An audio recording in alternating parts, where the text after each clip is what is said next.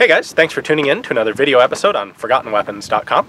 I'm Ian, and today we have a really cool thing in store. We have a reproduction of an 1877 Bulldog Gatling gun that we're going to set up and do some shooting on.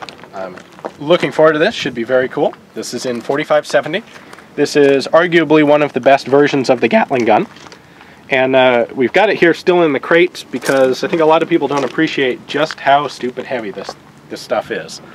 So we're looking at probably 250 to 300 pounds worth of gear here that we have to pull out. So we figured we'd show you it packed up and then get started with some assembly. I'll go back, but you got to make sure you...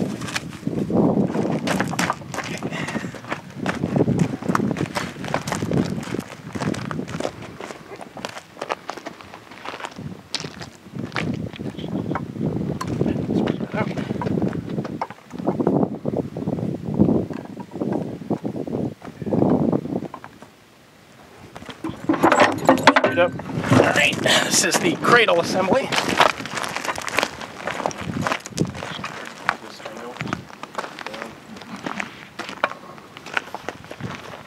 you go.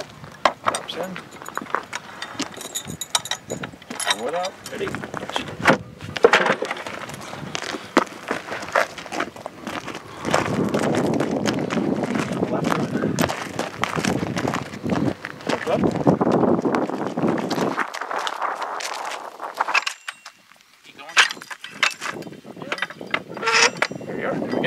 So this locks in with the ball inside this brass piece.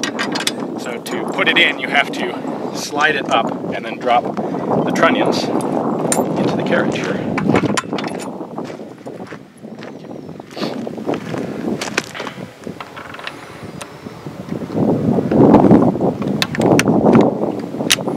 There's our crank handle. Now, one of the interesting things about the Gatling mechanism, the way this is set up, is that this nut is actually what adjusts your headspace. The tighter this gets, the farther it pushes the whole bolt and rotating assembly against the breech faces. So we have this button right here. Push that down. We have headspace already marked on this gun.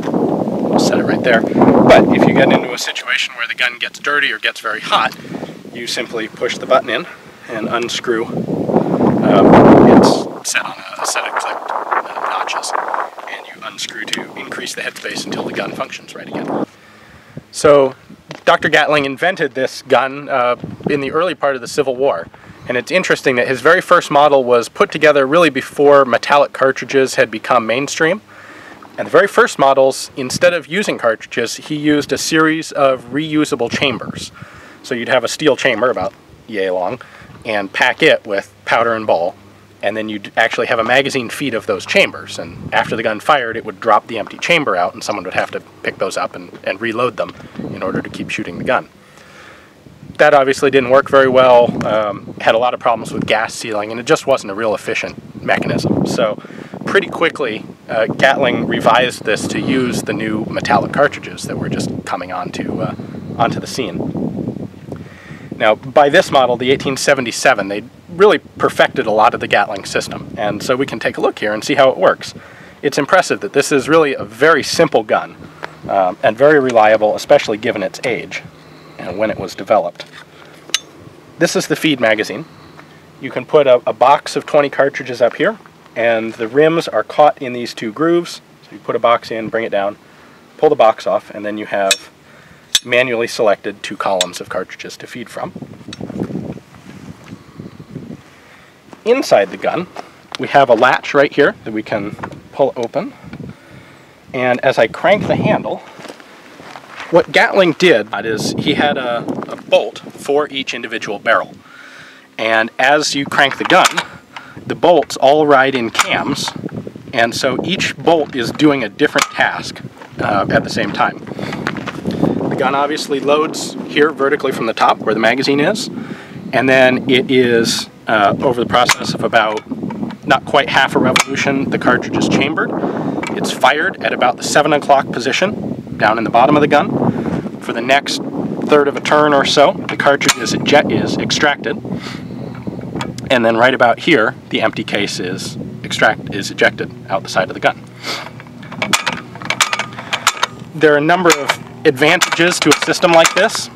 Primarily, if you have a cartridge that doesn't fire, it simply continues through the process, gets extracted and thrown out, whereas a gun with a single bolt would have a malfunction, often if it didn't have if a cartridge misfired. The Gatling just eats a misfire and throws it out and keeps going. Now, disassembly, by 1877 they had added this slick system to make disassembly very easy on the gun, a plug on the back of the case. So you pull this plug out, and then we can line up a bolt, and the bolt simply slides out the back of the gun. And this is all there is to it. We have a firing pin. This one's nice and greasy. We have an extractor and a nice big guide rod that the bolt runs in. So really a very simple gun. These were very reliable in the field. Unlike a lot of repeating guns of the 1860s and 1870s, the Gatling was quite the success.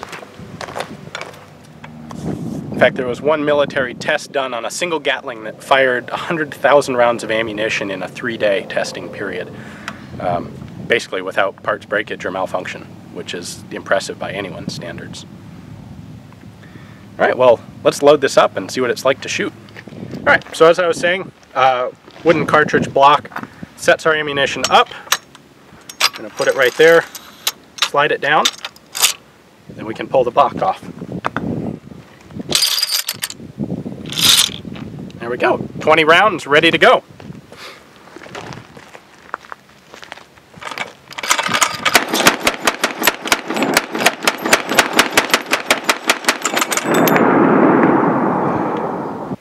So normally while you were doing this, you would have an assistant gunner loading while the gunner is shooting to keep the gun fed.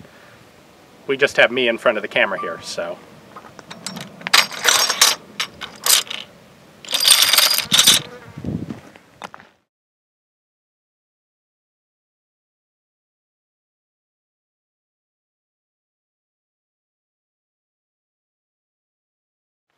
So, as you may have probably noticed, the Bulldog model here has the crank handle on the very back of the gun, where most Gatlings are on the side.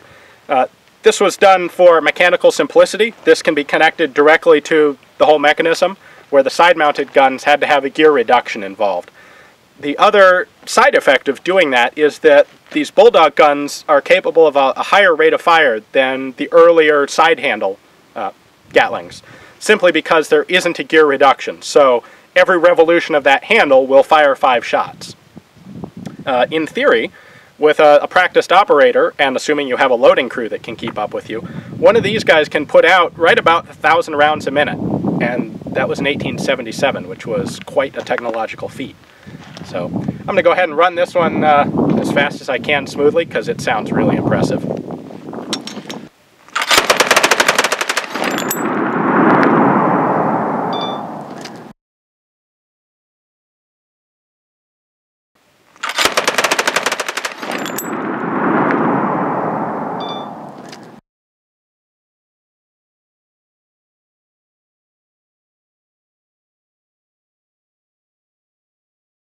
So once we're all done, in order to safely clear the gun, it's important that, like some later machine guns, it's possible to have live cartridges in the gun but not visible from the top because they're partway through the cylinder cycle.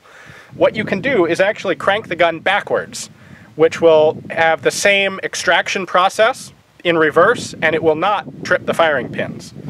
Now this wasn't a feature on the original guns, but it is on these reproductions, and it's an important safety factor as such. So I have in fact shot this one dry.